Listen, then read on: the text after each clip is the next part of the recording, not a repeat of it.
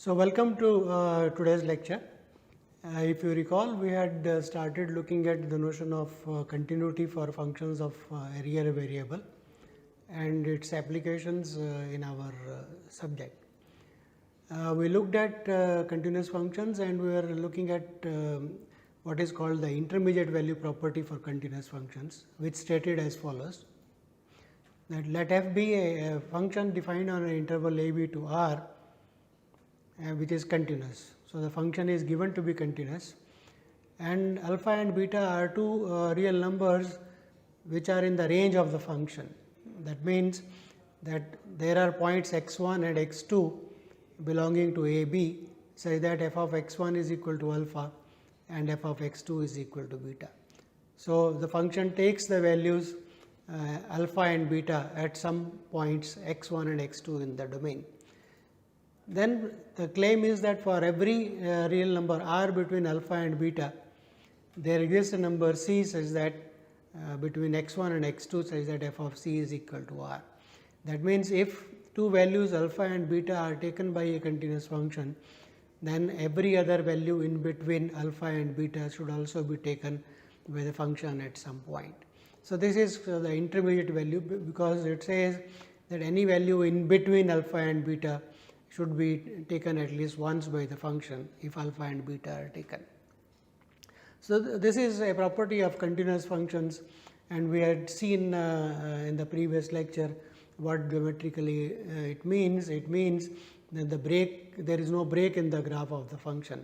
Once you start plotting the graph of the function from the point a comma f of a to b comma f of b, once you start plotting drawing the graph, you should not lift your pen till you reach from the point A to the point B.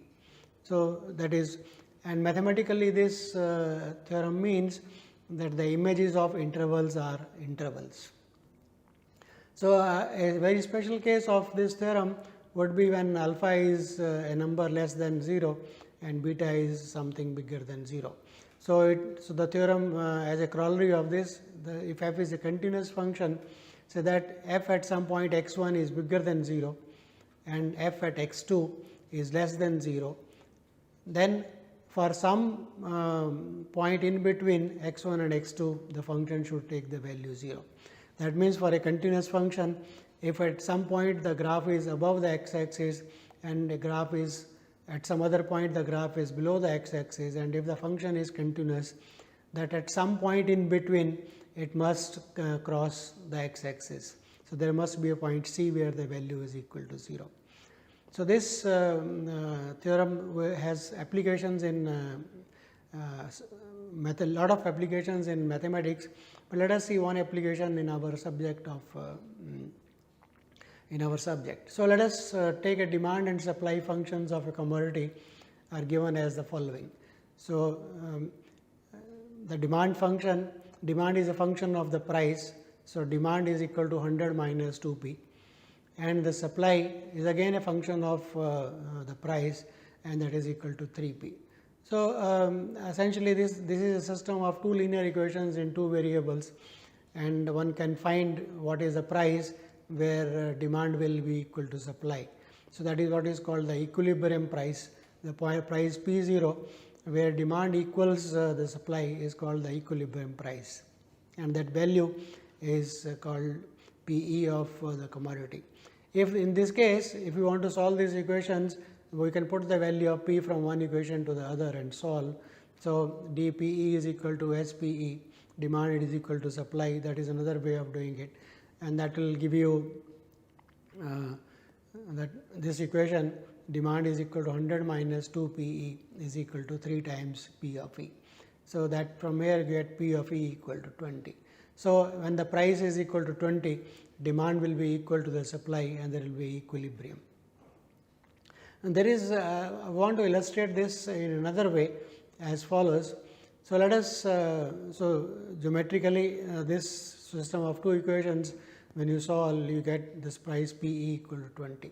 So, this red one is the demand curve, that is a linear curve, 100 minus 2 PE, and the supply is equal to 3PE. So, that is a linear equation passing to the origin. So, these are the two graphs of these two equations DPE and DP and SP. So, wherever they cross, that is a point where that is a point P of E. So, that is a common point, that is a point of equilibrium when demand equal to the supply. So, that is P of E. So, that is okay. Solving it geometrically or solving it by system of linear equations. Let us look at another way of solving this, namely, let us look at those two equations, right, and at the price when PE is equal to 20. So, you get both to be equal to, demand is equal to. So, that is finding at what, when the price is, what is a demand and what is a supply, both are equal to 60. Another way of solving this would be that let us consider the function f of p, define a new function which is demand minus the supply. So, demand is equal to 100 minus, so demand function, if you recall, was 100 minus 2p and supply was equal to 3p equal to 20. So, let us put those values in the two equations. So, let us find Fp, which is dP minus Sp. So, simplify this 100 minus 5p. So, for this function, if we want dP equal to S of p, that is same as saying that we should have a point where f of p is equal to 0. So, what we have to show is, and so this is equal f of p is equal to 0. Now, note that d of p is a linear function, so that is a continuous function. S of p is a linear function, that is a continuous function, so, right. So, and we can observe that from here, if p is something say 100, then this value is negative, right. P is 100, then this value is negative. If p is equal to say 5, then this value is positive. So, there are points where the function takes positive values and there are points where the function takes the negative values, and it is a continuous function. So, by intermediate value property, there will be a point where we will have Fp equal to 0. So, demand will be equal to supply. But in general, finding a point where this f of p is 0 for a continuous function, say intermediate value property just says that there is a point where the function will cross the x axis if it is positive at some point and negative at some point, but it does not tell you what is that point. So, this is purely an existence theorem which ensures the existence of a equilibrium. For example, it does not say what is the point of the equilibrium. So, that is one has to find some other ways of locating that point. In our case, it is not very difficult because the functions are simple. So, this will be so because at some point, so we can find out these points, right, because linear function. So, it is okay, f of p it's also is a linear function. So, you can find out that, but in general it may not be easy. So, but at least in many complicated problems where you want to show that there will be a point of equilibrium, this existence theorem is quite useful. So, intermediate value property of continuous functions comes handy when you want to show the existence of a point where the value is 0. So, there is we said that the property of intermediate value property says that the image of an interval is an interval under continuous functions. Here is a slight strengthening of that result. It says that if the domain is a closed bounded interval a b. So, note that here is a closed bounded interval. So, f is a continuous function on a closed bounded interval. Then there exist points, let us call 2 points called x min and x max belonging to the domain a b, such that f of x, the value at every point in between is bigger than f min and is less than or equal to the value f max. That means, this also indicates that for a continuous function there are bounds, that the range of the continuous function has to be bounded by the value f x min and f x max. That means, there are two values, you can call this as small m say and call this value as a capital M. So, let us just write this property. Let me draw it a picture of this. So, let us say this is a function. So, this is the point A and this is the point B, and let us say the graph of the function is something like, it goes like this. So, this is the value and this is the value, this is the value. So, this is the point f of A and this is the value f of B. So, saying that this is a continuous function, so there is no break in the graph of the function, and what we are saying is there is a point where the function takes the minimum value. So, in this case, for example, at this point, if you call this as x min, so this is a value, let us call it as m, which is nothing but f of x1, and there is a point obviously in this case this is this point. So, this is also f of x max. So, this point is also equal to x max, right. So, it says that the graph of the function will lie between these two lines. So, that is what it says. So, if f is continuous function on a closed bounded interval a b to r,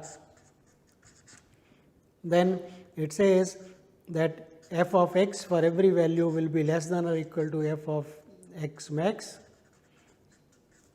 and will be bigger than or equal to f at x min. Means, so another also, this also says that the range of f is equal to, if I call this as small m, call this as capital M, so small m to capital M. So, this is the value small m and this is the value capital M. So, this theorem says that if f is a continuous function on a closed bounded interval, right, a b, then it is bounded. That means there are two numbers small m and capital M, so that the range of f is equal to small m to capital M. That also means that the smallest value is attained at some point. So, there will be point x min which will be equal to m small m and x max which will be equal to. So, one way of just understanding this theorem is that for a continuous function on a closed bounded interval is bounded and attains its maximum and the minimum values. So, we will see applications of this theorem later on when we want to do optimization problems in economics, commerce and management problems.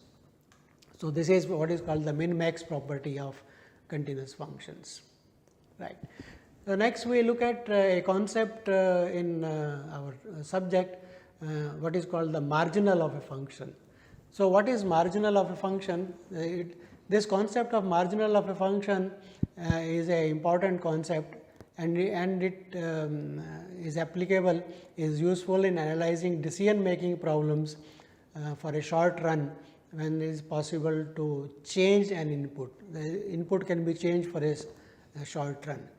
So, we will try to make it precise mathematically what it means.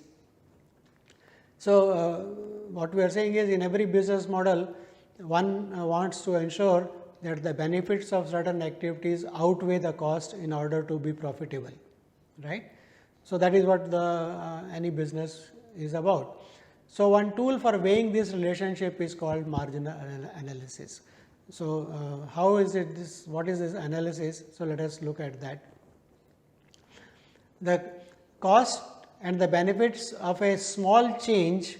So, marginal word in English means small, which can be very marginal is something which can be neglected in English, but we are saying that the cost and the benefits of a marginal change in the production of good or an additional unit of input for a good.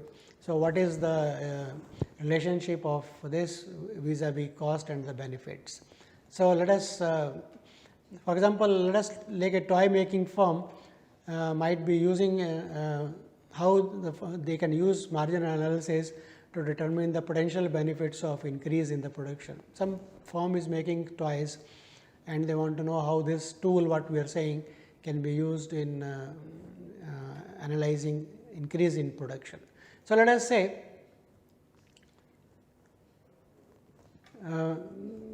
These are applications of this decision making, namely that we can allocate our resources in a better way. So, this is all why this tool is useful, marginal analysis.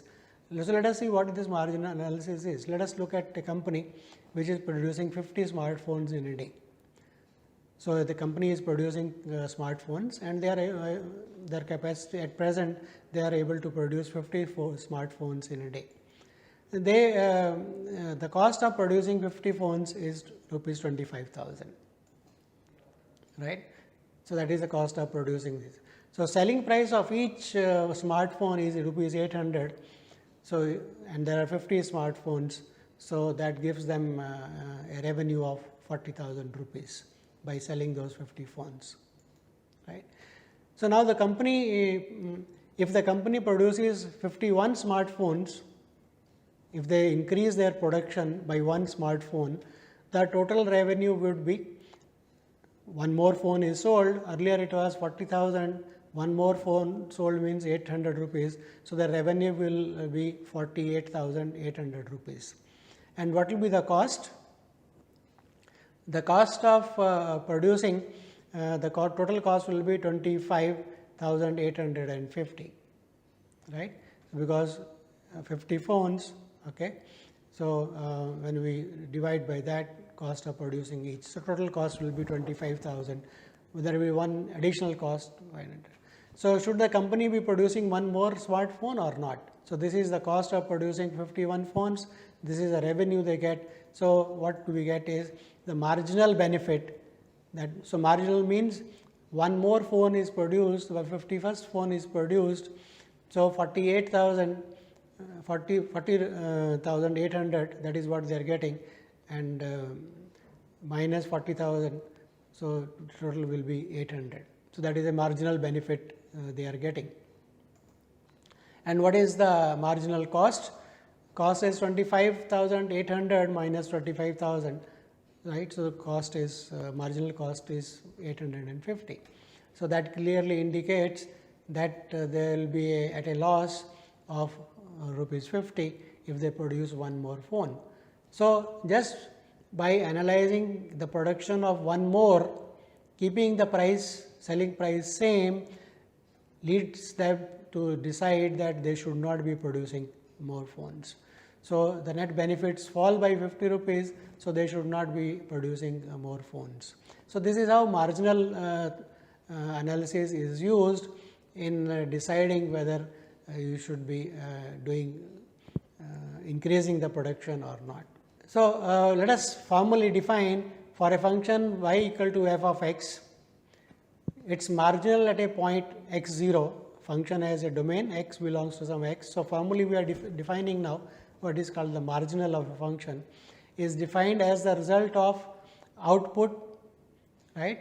So, defined as the result on the output by a additional unit of input. That means, at the point x 0, if x 0 changes to x 0 plus 1, what is the change in y that comes, right. So, that is called the marginal of the function y.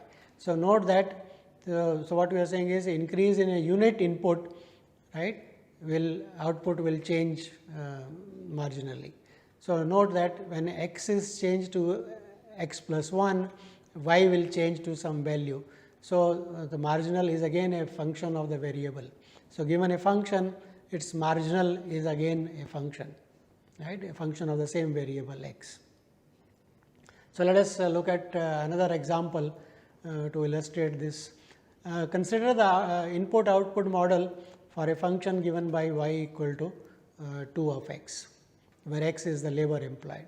So, this is the input output model, input is the labor and y is the output for labor. So, it is a linear function y equal to 2 of x.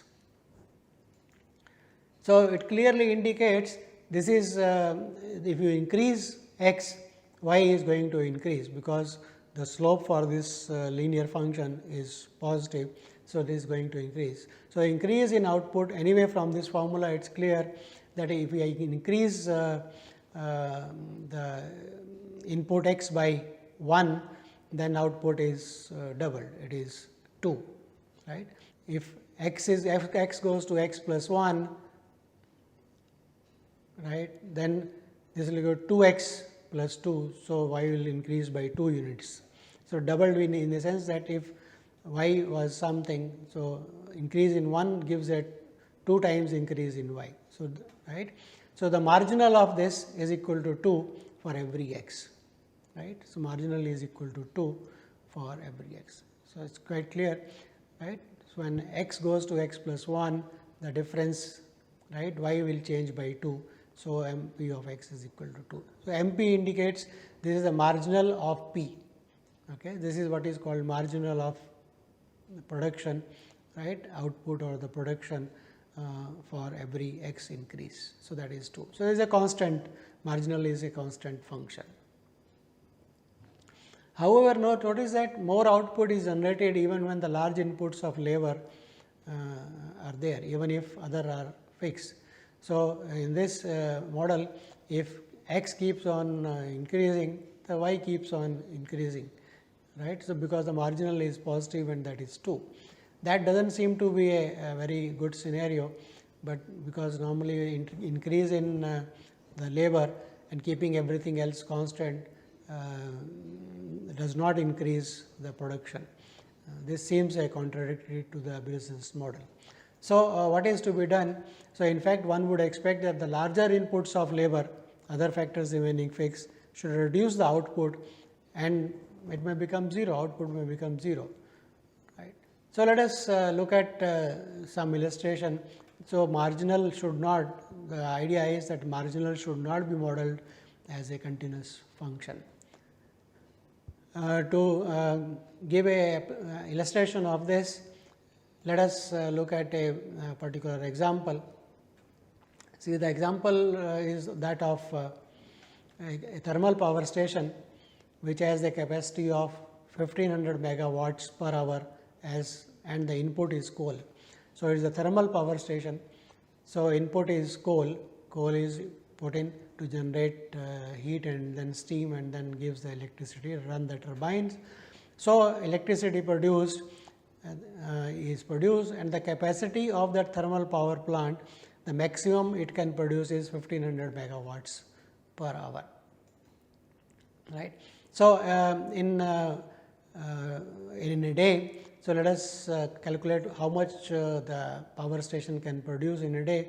The maximum it can produce in a day is 1500 per hour. So, 24 hours, so that gives 36,000 megawatts of. So, this should be per day. It is not per hour. So, that should be per day, right. So, let us say that 250 kg of coal is required to generate 1 megawatt of power. So, this much of coal is required to generate 1 megawatt of power. So, that means the unit of quintal of coal increases in output will increase output by. So, if I put a unit, 1 unit of increase, that means 1 quintal of coal if we increase, then the output will increase by 1000 divided by 250, that is 4 megawatts per hour, right. So, that is clear.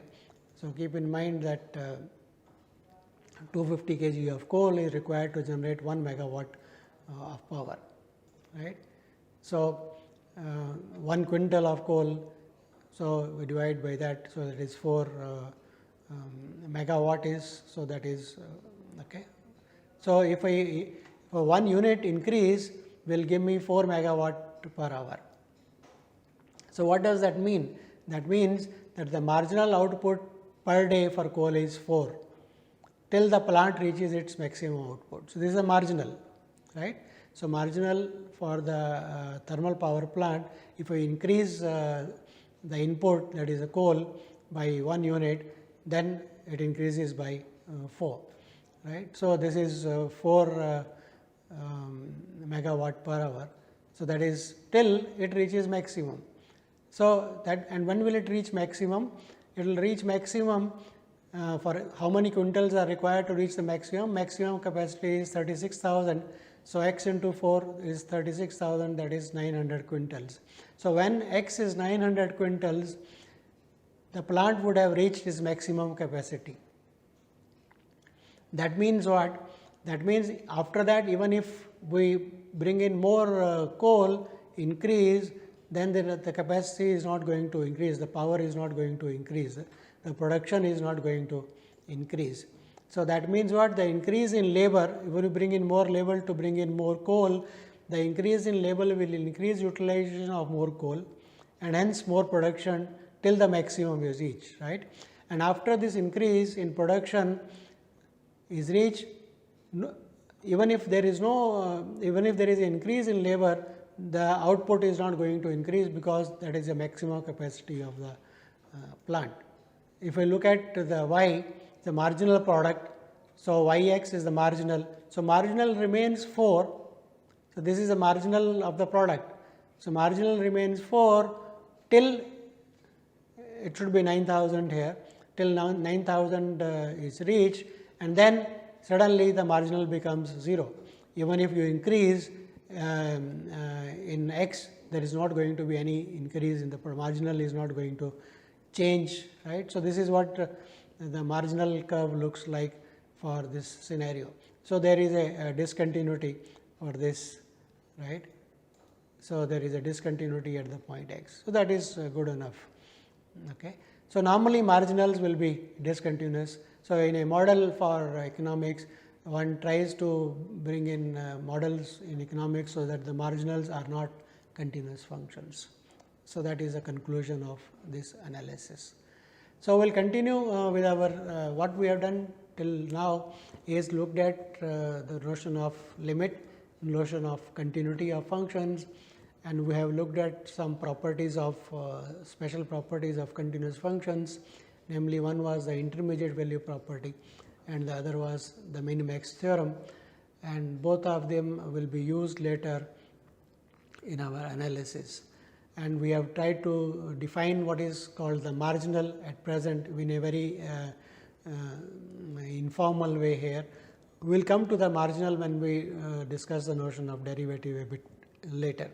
At present, what we have looked at is marginals for mainly linear functions. They turn out